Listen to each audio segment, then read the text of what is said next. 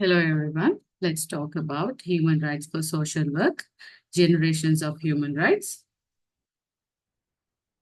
As you know, human rights are rights to which every person is entitled simply because of being human. In connection to our previous discussion, we are now ready to talk about generations of human rights. And the concept of human rights is often divided into three generations, each reflecting different aspects of human dignity and freedom. As you can see, there are three dividends. First one is first generation of human rights. We call it negative rights. The second one is second generation of human rights. So we can call it positive rights. And the third generation of human rights are called collective rights. The division of the types of human rights help to improve conversations about rights, especially those involving legislation and the role that governments play in human rights. So this framework was first proposed by Czech jurist Karel Vasek in 1979. Each generation builds on the previous one, reflecting the evolving understanding of what it means to live a dignified life. A reflection of the three generations of human rights can be seen in the popular phrase of French Revolution called liberté, égalité, and fraternité.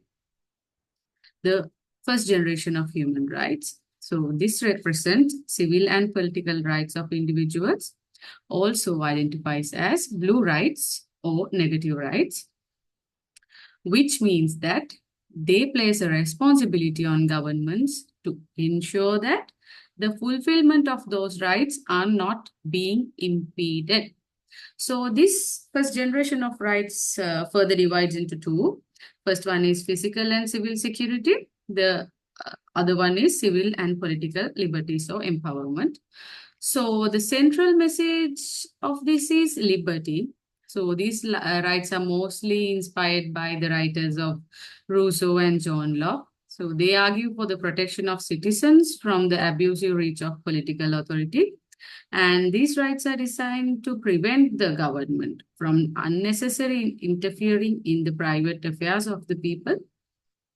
So we can call it, you can identify two parts in this, civil rights and political rights. When we talk about civil rights are the rights that can be identified as personal rights, such as right to privacy, right to property, and things like that.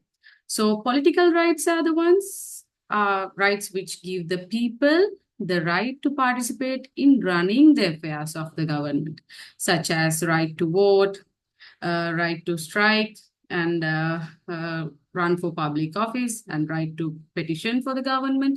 So those things fall into political rights category. So these rights have found their consecration in constitutions and in the laws of most countries, as well as in international documents, such as UDHR from Article 3 to 21, the International Pact on Civil and Political Rights, the United States Bill of Rights. Those things can be seen in these documents. And the rights such as right to life, freedom of speech, freedom of religion, and the right to fair trial are designed to protect individuals from the state abuse and ensure personal liberties. So now you can see, I explained earlier also. So the rights such as right to life, right to privacy, right to fair trial, right to freedom for free elections, those things comes under civil and political rights. So the second generation of human rights is called positive rights. So these rights emphasize equality and the provision of basic needs. They are fundamentally economic, social, and cultural in nature, which means that they place a responsibility on governments to actively ensure that those rights are in fact fulfilled. So the central message of these rights are equality. The first generation rights, the central message is liberty, and the central message for the second generation rights are mainly based on equality. So these second generation of rights, which are composed of socio-economic and cultural rights, are inspired by the socialist line of thinking, which gives priority to the satisfaction of the material well-being of people. So these rights are designed to ensure the equitable distribution of wealth and participation and productive activities of society. So, as you know, these rights guarantee different members of the citizenry equal conditions and treatment, which are aimed at ensuring social justice, freedom from want, and participation in the economic, social, and cultural aspects of life. So secondary rights would include right to be employed in just and favorable condition, rights to food, housing and healthcare, social security and unemployment benefits, the right to work, right to education, the right to an adequate standard of living. So these rights require active intervention by the state to ensure that all citizens have access to essential services and opportunities. So let's move to the third generation of human rights. So this remains largely unofficial, just as also used monitor of green rights, solidarity rights, or collective rights. So these rights focus on collective well-being and include the right to development and the right to peace. They are often seen as rights that require international cooperation and international cooperation and solidarity to be fully realized. So these third generation of rights fall into two categories. First category is self-determination of people, rights that fall under self-determination of people. And the other thing is rights that fall of ethnic and religious minorities. So the third generation are called solidarity group right, as you know, because they cannot be appropriated individually, but must enjoyed collectively. So these rights are designed into creative and create social and international order.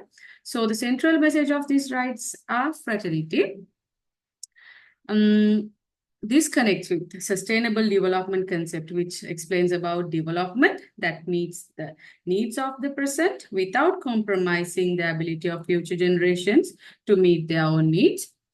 And these rights often found in agreements that are classified as soft law, which means they are not legally binding.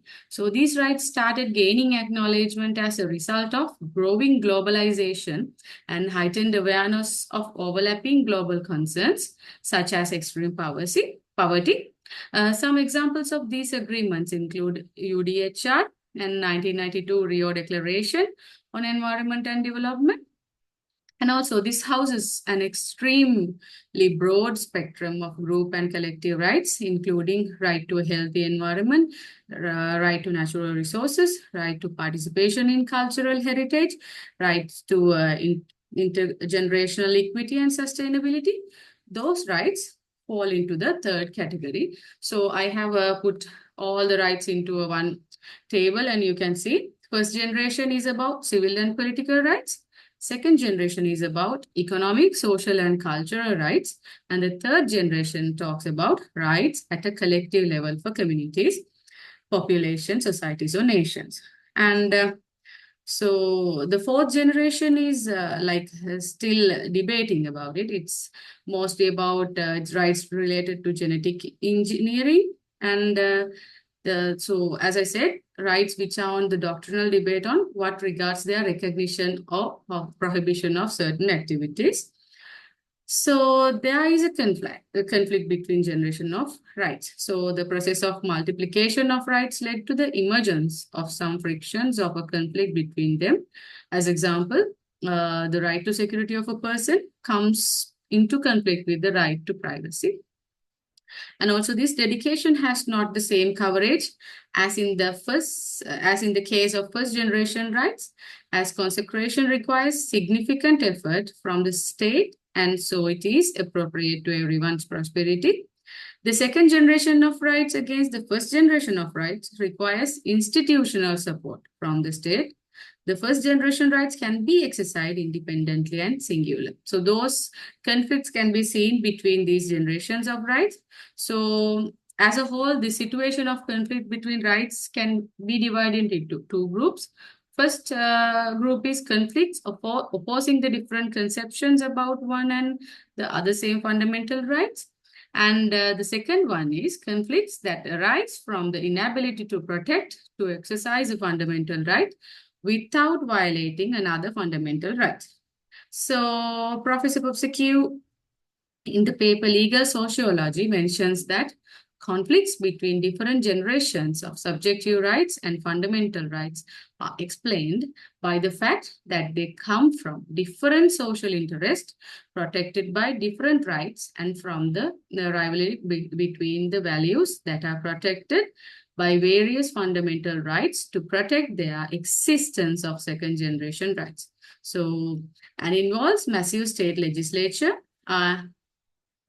endangering the first generation of human rights. That means political, civil and political rights. So here are the references, and thank you very much for joining with me.